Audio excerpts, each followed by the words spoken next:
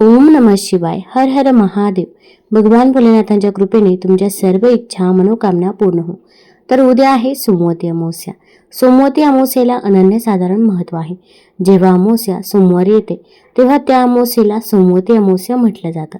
तसेच याच दिवसापासून पंचक देखील सुरू होत आहे आणि 17 फेब्रुवारीला ग्रहण देखील आहे. त्यामुळे सोमवती अमावस्येला अनन्यसाधारण महत्त्व आहे. पंचांगानुसार अमावस्या तिथी 16 फेब्रुवारी सोमवार रोजी संध्याकाळी 5:35 सुरू होईल.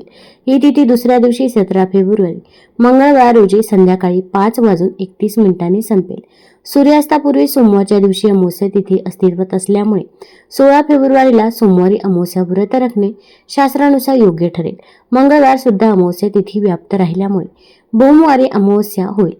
शास्त्रानुसार सूर्यास्तापूर्वी एक क्षणही सोमवारचा समावेश असेल तर ती सोमवारी अमावस्या मानली जाईल.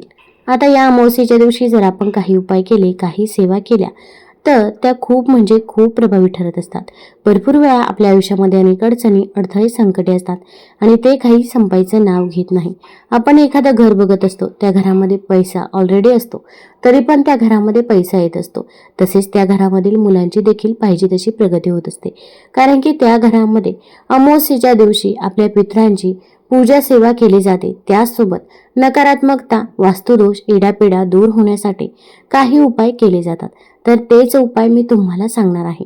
आणि उलट आपल्या घरामध्ये आपण कितीही मेहनत करा, कितीही कष्ट करा, आपल्याला कष्टाचे पाहिजे तसे फळ मिळत नाही. घरामध्ये पैसा येत नाही, आलेला पैसा स्थिर राहत नाही, किंवा मुलांचे विवाह जुळून येत नाही, नोकरी मिळत नाही, किंवा नोकरीमध्ये प्रमोशन मिळत नाही, घरामध्ये आजारपण सतत चालू असतं किंवा पितृदोष असतो. अशा अनेक समस्या आपल्या घरामध्ये असतात. तर या सर्व समस्या दूर होण्यासाठी या दिवशी कोणते उपाय करावे, कोणत्या सेवा कराव्या, याच्याबद्दलची माहिती मी आज तुम्हाला या व्हिडिओमधून देणार आहे. तत्पूर्वी तुम्ही ऑलराऊंडर या मराठी यूट्यूब चॅनलवरती नवीन असाल तर चॅनल लाईक करा आणि सबस्क्राईब देखील करा. तसेच कमेंटमध्ये श्री स्वामी समर्थ किंवा हर हर महादेव लिहायला विसरू नका, जेणेकरून आपल्याला देखील भगवान भोलेनाथांचा आशीर्वाद नक्कीच प्राप्त होईल. आता सोमवारी अमावस्या आहे. या दिवशी आपण सकाळी लवकर उठायचं आहे. अगदी तुम्ही ब्रह्ममुहूर्तावरती उठलं तरी पण चालेल. सोमवती अमावस्येच्या दिवशी अंघोळीच्या पाण्यामध्ये देखील आपण थोडेसे काळे तीळ टाकावे, 2 थेंब गंगाजल टाकावं, तसेच थोडंसं कच्चं दूध टाकायचं आहे आणि हळद टाकायची आहे. काळे तीळ टाकल्यामुळे आपला पितृदोष दूर होत असतो. तसेच कालसर्प दोषापासून आपल्याला मुक्ती मिळत असते. आणि त्याचसोबत हळद ही भगवान विष्णू माता लक्ष्मीला अत्यंत प्रिय आहे. हळद आपला गुरुग्रह देखील बळकट करत असते, त्यामुळे हळद देखील आवर्जून टाकायचीच आहे. आणि या दिवशी पवित्र तीर्थस्थानी स्नान करणे याला खूप महत्त्व आहे.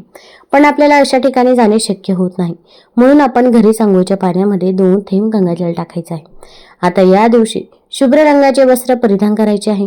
फक्त काळ्या रंगाचे वस्त्र चुकूनही परिधान करू नये, कारण की जेव्हा पण एखादं शुभ कार्य असतं तेव्हा आपण काळा रंग वर्ज्य करत असतो. आता या दिवशी जर तुम्हाला शक्य असेल तर आवर्जून जवळपास असणाऱ्या भगवान भोलेनाथांच्या मंदिरामध्ये जायचं आहे. आता मंदिरामध्ये जाणे शक्य नसेल तर घरीच आपण पूजा सेवा केली तरी पण चालेल. या दिवशी आपल्याला दही भाताचा अत्यंत प्रभावी उपाय करायचा आहे.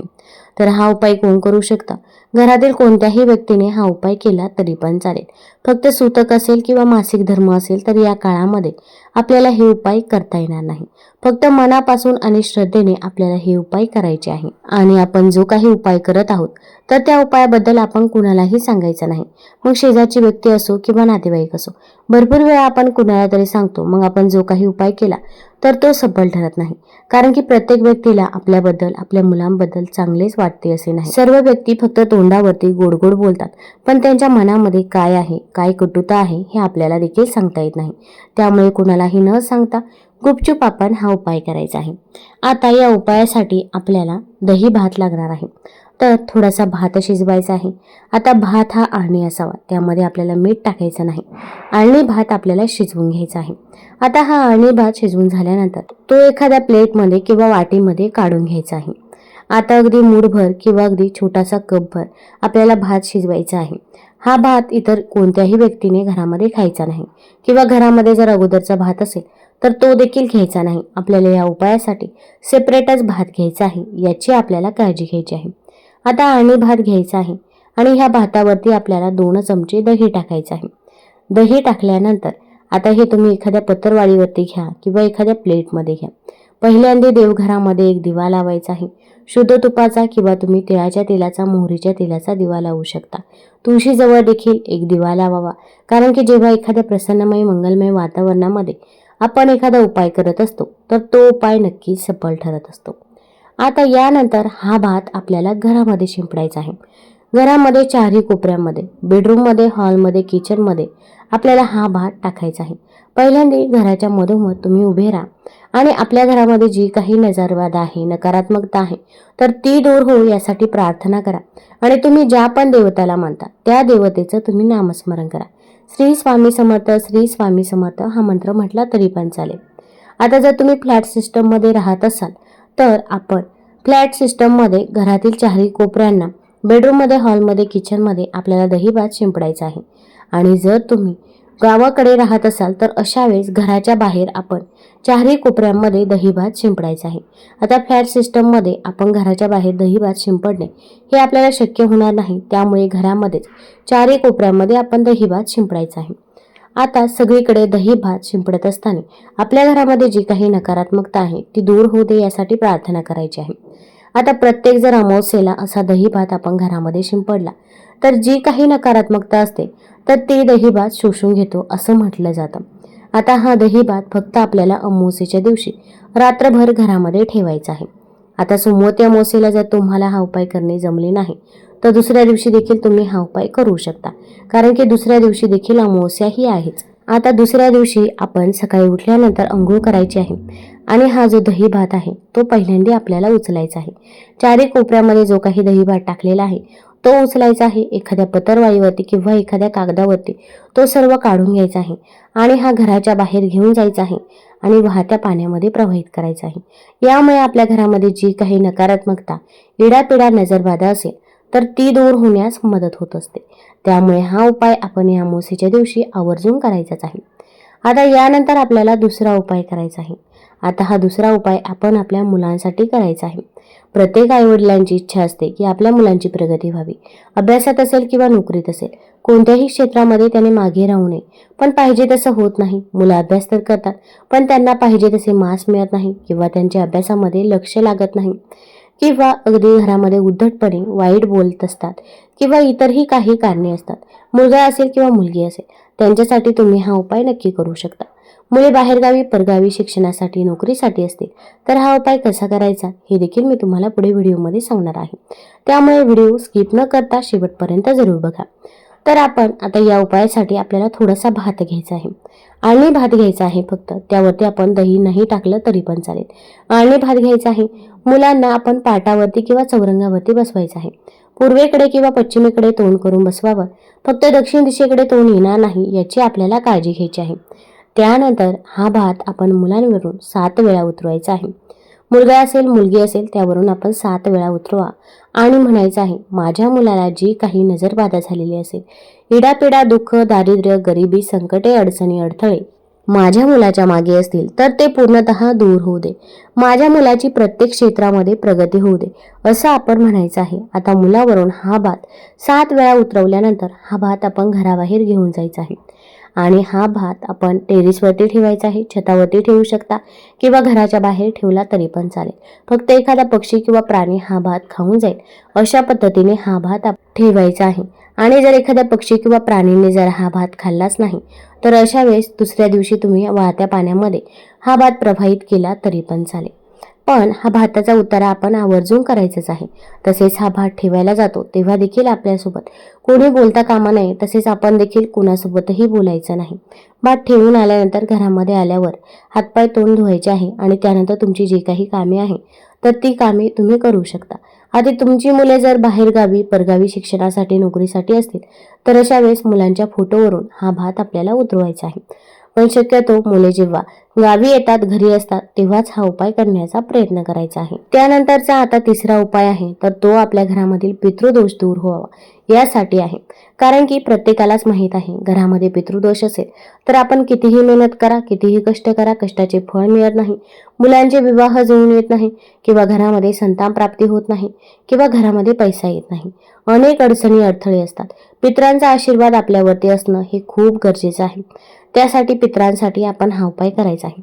त्यासाठी सर्वात प्रथम एक मातीची पंती घ्या किंवा कणकेचा दिवा घ्या. तर त्यामध्ये आपल्याला चौमुखी दिवा प्रज्वलित करायचा आहे.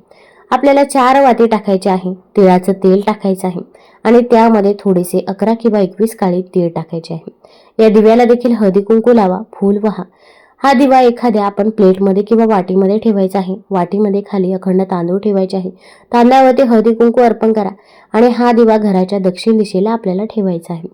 दक्षिण दिशेला हा दिवा ठेवल्यानंतर आपल्याला दही भात घ्यायचा आहे.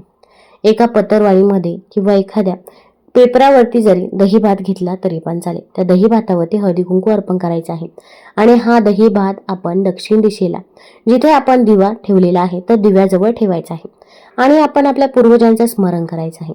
आता तुम्हाला तुमच्या पूर्वजांची नावं आठवत असतील तर त्यांची नावं देखील तुम्ही घेऊ शकता.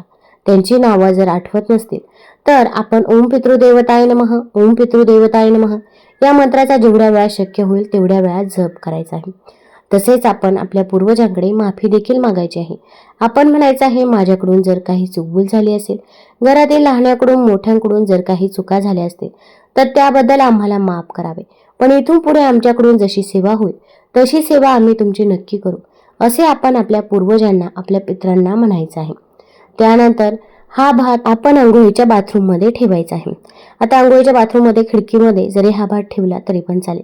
त्यानंतर दरवाजा बंद करायचा आहे आणि अंघोळीच्या बाथरूममध्ये कोणीही जाणार नाही याची आपल्याला काळजी घ्यायची आहे. आता ज्यांना हा उपाय करणे शक्य नसेल तर त्यांनी पितृदोषासाठी कोणता उपाय करावा हे देखील मी तुम्हाला पुढे व्हिडिओमध्ये सांगणारच आहे. आता अंघोळीच्या बाथरूममध्ये हा भात ठेवल्यानंतर दरवाजा बंद करायचा आहे आणि दुसऱ्या दिवशी सकाळी उठल्यानंतर हा दरवाजा उघडायचा आहे. पहिल्यांदा अंघोळीच्या बाथरूममध्ये जायचं आहे आणि हा दही भात उचलायचा आहे आणि घराच्या बाहेर जायचं आहे. घराच्या बाहेर दक्षिण दिशेकडे हा भात ठेवायचा आहे. एखाद्या रिकाम्या जागी हा भात ठेवा, जेणेकरून एखादा पक्षी किंवा एखादा प्राणी हा भात खाईल अशा पद्धतीने आपल्याला हा भात ठेवायचा आहे. हा भात ठेवायला जातो तेव्हा देखील आपण कुणासोबत बोलू नये. तसेच भात ठेवून आल्यानंतर मागे वळून बघायचं नाही, याची आपल्याला काळजी घ्यायची आहे. यामुळे पितृदोष दूर होत असतो आणि हा उपाय शक्यतो घरामधील जी वडीलधारी व्यक्ती असतील, आजी असतील किंवा आजोबा असतील तर त्यांनी करायचा आहे आणि त्यांना जर करणे शक्य नसेल तर अशा वेळेस तुम्ही केला तरी पण चालेल. तसेच आता पितृदोषाचा हा उपाय ज्यांना करणे शक्य नसेल तर अशा व्यक्तीने दही भात घ्यायचा आहे, थोडंसं खडी साखरेचं पाणी घ्यायचं आहे आणि हे आपल्या छतावरती कावळ्यांसाठी ठेवायचं आहे किंवा अगदी तुम्ही घराच्या बाहेर ठेवलं तरी पण चालेल. आपल्या पूर्वजांचं, आपल्या पितरांचं नाव घेऊन हा भात ठेवायचा आहे.